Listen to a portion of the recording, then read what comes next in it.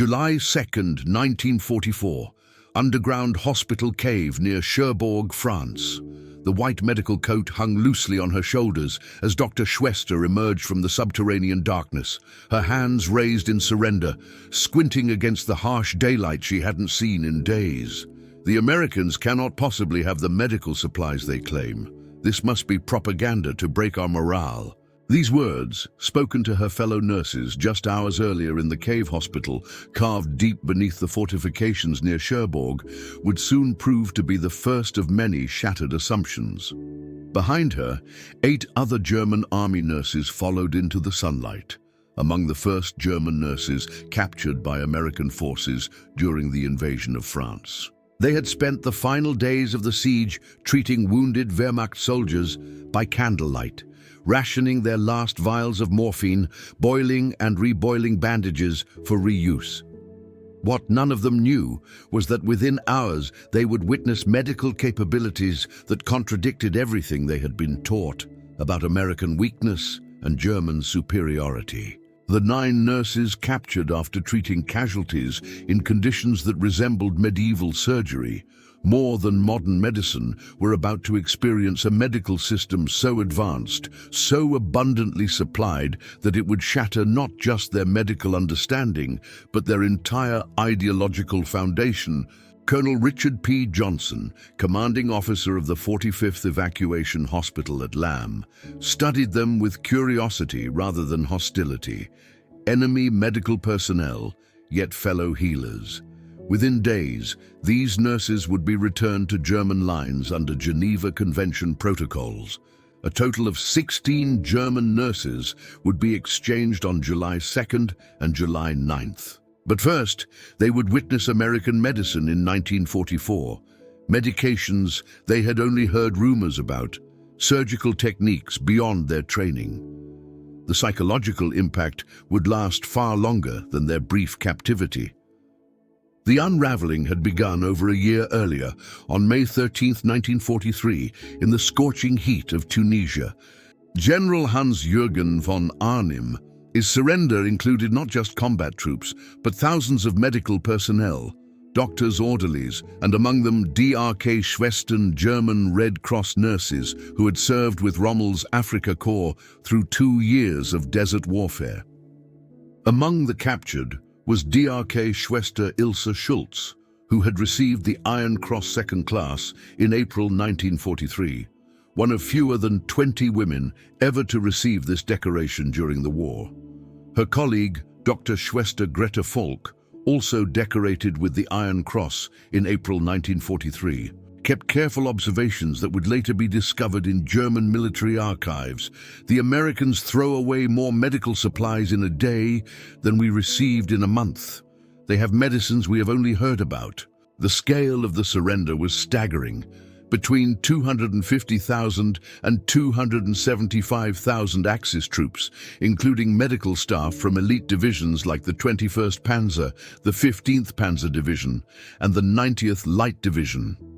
While most captured medical personnel were male doctors and orderlies, the nurses among them would experience a particularly profound ideological shock. The American processing followed strict Geneva Convention protocols with remarkable efficiency. At collection points in Tunis, American medical officers sorted captured medical personnel within hours. Those needed to treat German wounded were retained.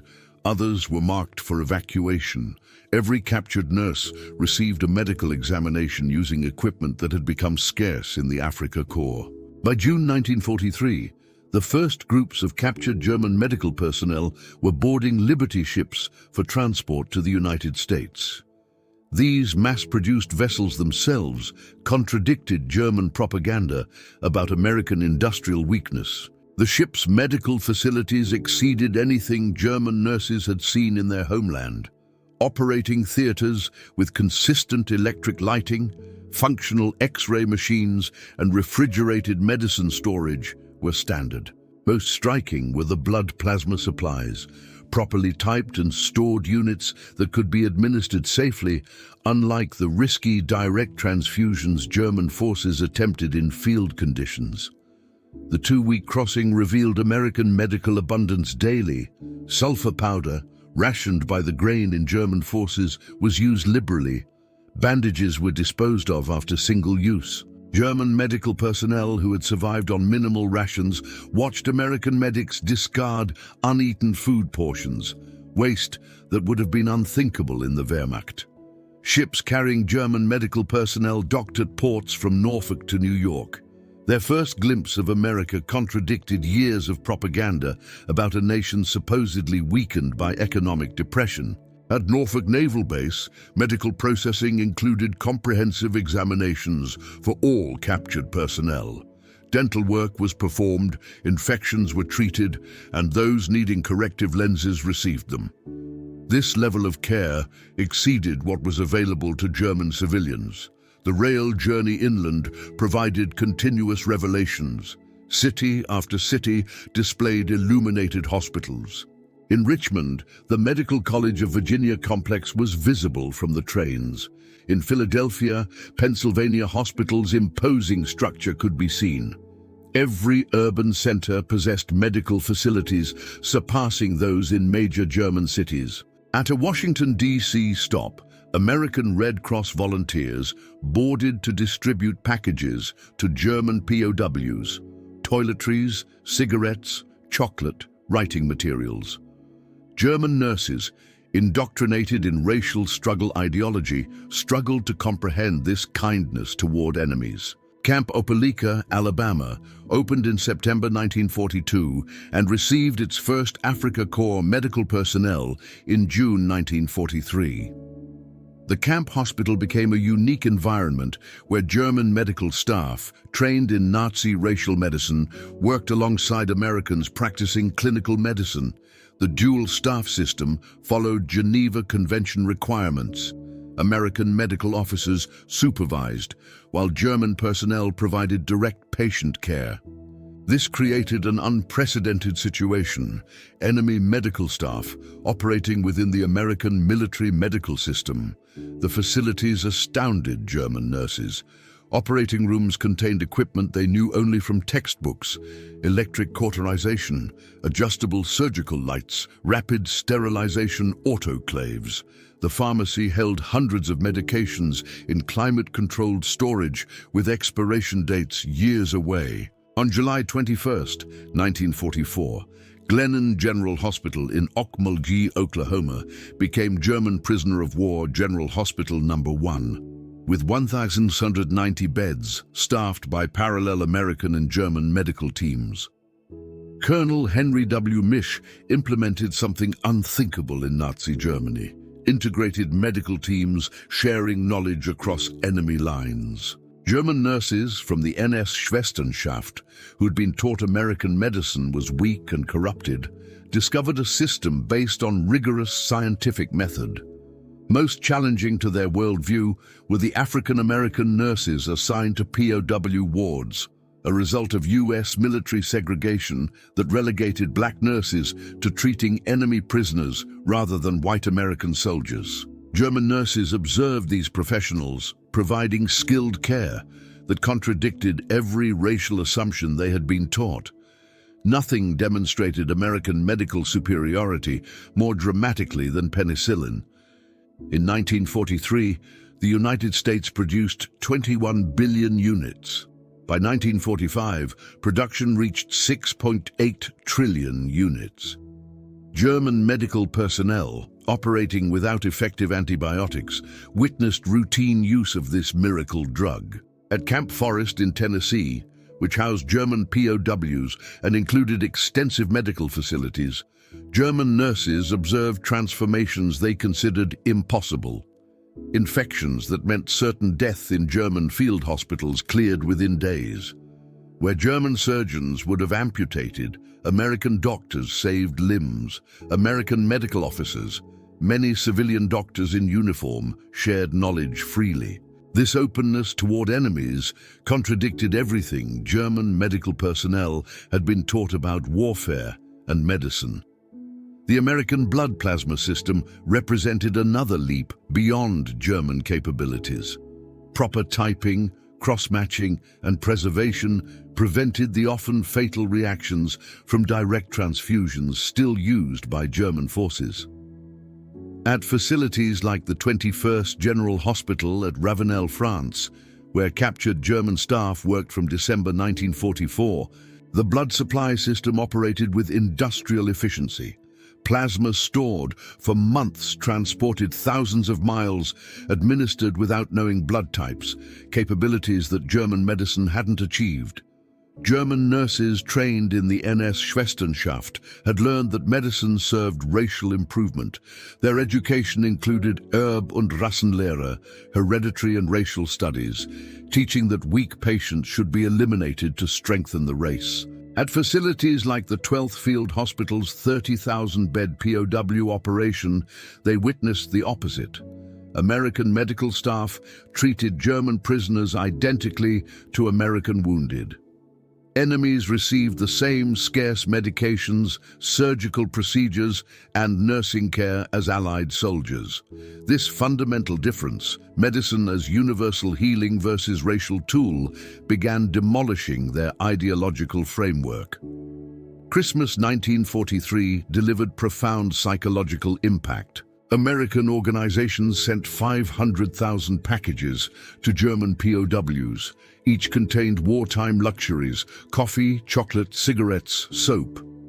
At Camp Alva, Oklahoma, designated for Africa Corps personnel, local churches sang German carols. Boy Scouts delivered handmade cards. Families with sons fighting in Europe sent homemade treats. The Christmas feast, turkey, ham, vegetables, desserts, exceeded anything German forces had seen in years. German nurses documented their confusion, enemies showing Christian charity while their own propaganda preached hatred.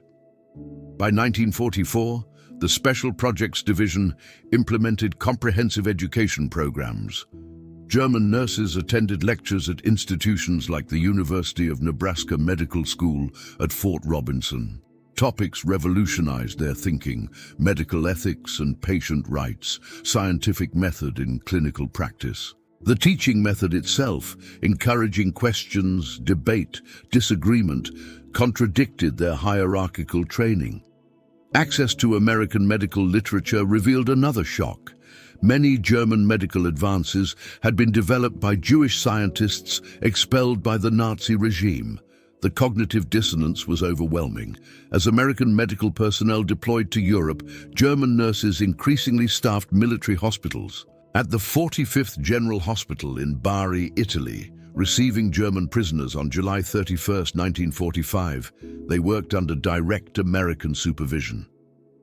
Colonel Charles A. Pfeffer's hospital treated all nationalities equally: Allied soldiers, Italian civilians, German POWs. German nurses found themselves using American techniques and medicines to treat patients their ideology had deemed inferior. American medical technology seemed decades ahead. X-ray machines, scarce in Germany, were routine. Electrocardiographs, unknown to most German nurses, were standard equipment. At facilities like the 3rd Convalescent Hospital, operating from May to September 1945, German nurses learned equipment operation they had only imagined: autoclaves sterilizing in minutes, not hours, electric suction replacing hand pumps. Even simple innovations like adjustable beds represented advances. Spring 1945 brought the most devastating revelation. Liberation footage from concentration camps was shown to German POW medical personnel who had served the Nazi regime. They faced the ultimate moral crisis. Initial denial crumbled as evidence mounted. Testimony from American medical officers entering camps. Photographs, letters from Germany confirming the truth. They had served a system that perverted medicine into murder.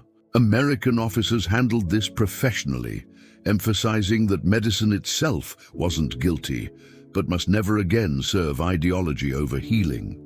American authorities implemented targeted denazification for medical personnel.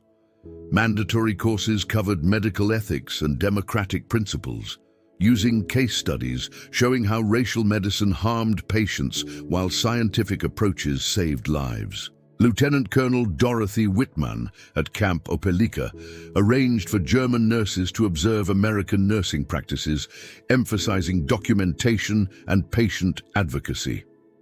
The message, technical skill without ethical practice, was insufficient. Throughout captivity, American medical abundance stunned German personnel. Hospitals discarded barely expired medications that Germany couldn't produce.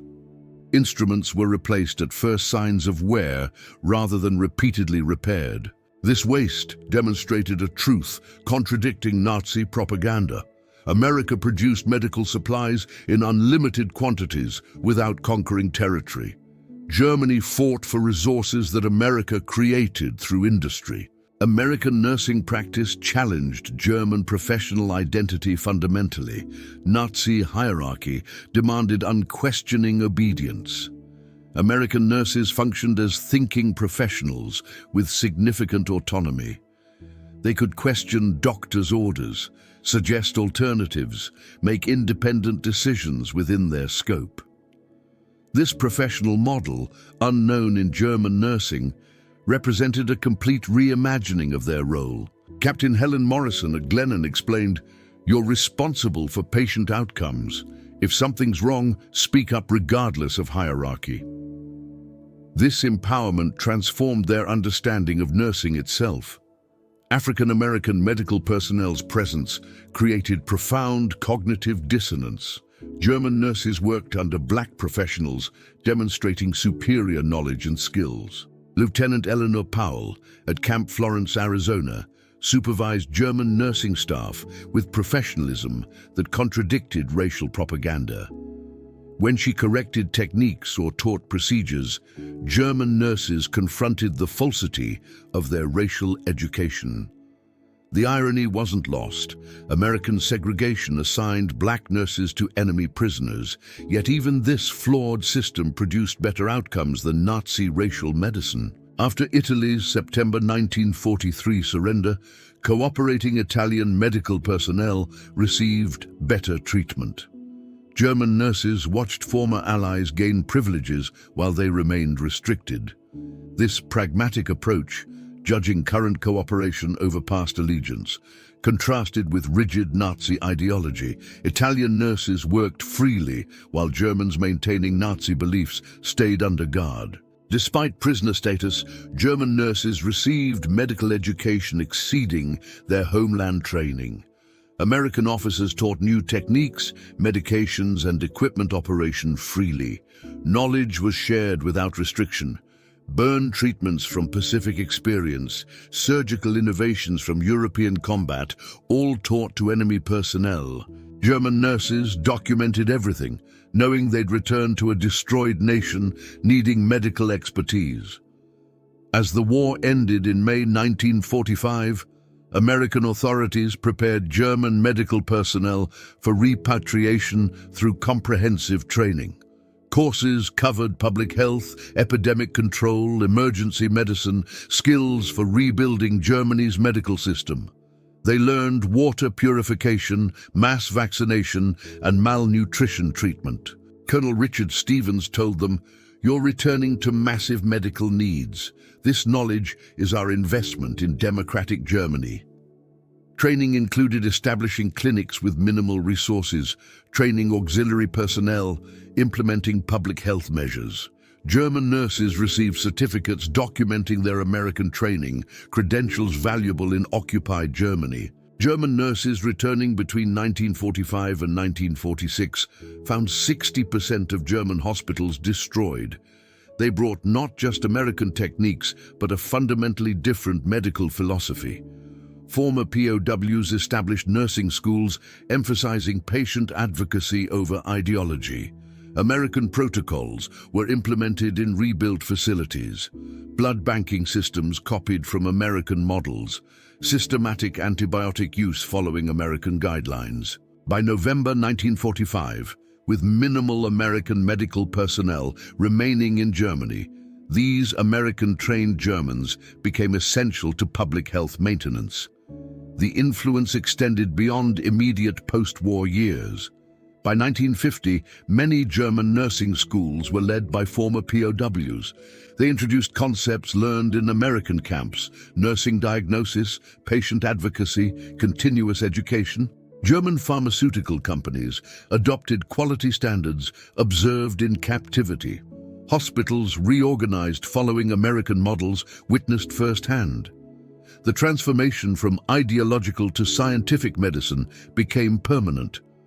The numbers reveal the scope. Total German POWs in the US in 1995, surviving German nurses who experienced American captivity, drafted a statement. "We served the Nazi regime and became American prisoners. We witnessed that medicine corrupted by ideology becomes death's instrument, while medicine based on science and compassion serves life. Americans showed us abundance beyond imagination: medications, technology, resources. More importantly, they demonstrated medicine without hatred. They treated enemies as patients deserving equal care. We returned carrying more than medical knowledge. We brought understanding that healing transcends nationality and ideology. To future medical professionals, never let medicine serve ideology over healing. American doctors and nurses taught us this by treating enemies as humans deserving compassion. We arrived as prisoners. We left as witnesses to medicine's true purpose. The transformation of German nurses in American captivity represents one of World War II's most successful ideological conversions. They witnessed not just technological superiority, but medicine's fundamental purpose: healing without discrimination. Their journey from Nazi medical servants to scientific medicine advocates demonstrates experience's power over propaganda. Daily exposure to American medical practice accomplished what force couldn't: complete ideological transformation. The 9 nurses emerging from Cherbourg's underground hospital on July 2, 1944, represented thousands who would experience this revelation. They entered captivity believing in German superiority. They left understanding that medical excellence comes from science, resources, and universal compassion. This was America's greatest medical victory, demonstrating through daily practice that humanitarian medicine triumphs over ideological medicine. German nurses weren't just captured. They were converted through witnessing medicine's true purpose. Their conversion laid foundations for post-war German medicine's reconstruction on humanitarian rather than racial principles. In their transformation lay proof that even the most indoctrinated minds can change when confronted with undeniable evidence of a better way. The German nurses captured by American forces discovered that their enemies possessed not just superior resources, but a superior medical philosophy. They had been taught medicine served racial ideology. They learned medicine serves humanity. That lesson, learned in American captivity, would reshape German medicine for generations. Their story stands as testament. Medicine based on science and compassion will always defeat medicine corrupted by hatred and ideology. The captured became witnesses. The enemies became colleagues. And through their transformation, medicine returned to its proper purpose: healing without borders, science without prejudice, compassion for all who suffer.